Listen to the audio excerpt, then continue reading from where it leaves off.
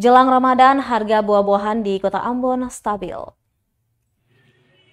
2 pekan menjelang Ramadan 1443 Hijriah, harga buah di pasar tradisional Mardika Ambon tetap stabil. Hal itu dikatakan salah satu penjual buah-buahan Yuyun Selayar di Pasar Mardika Ambon Jumat 18 Maret 2022 malam.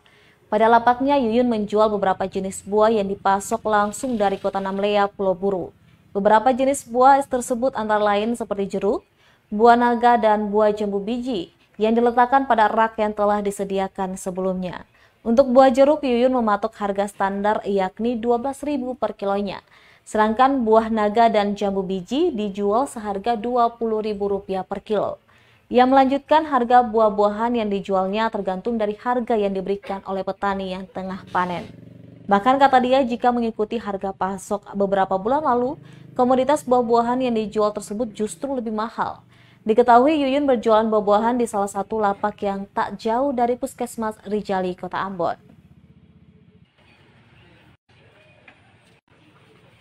Buah-buah ini Akang asal dari mana Kakak buah-buahnya? Dari Namlea sama. Dari Namlea semua. Harganya berapa Kakak kalau sekarang ini? Di meja sekarang 12 1 kilo.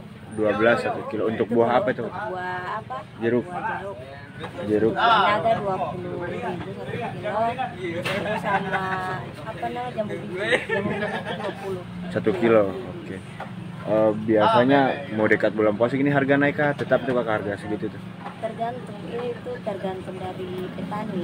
Tergantung dari petani. Kalau petaninya jual apa okornya mahal, berarti di sini agak naik. Agak mahal. Oke. Iya. Sebelumnya harganya normal memang begitu. Iya. Jadi masih stabil.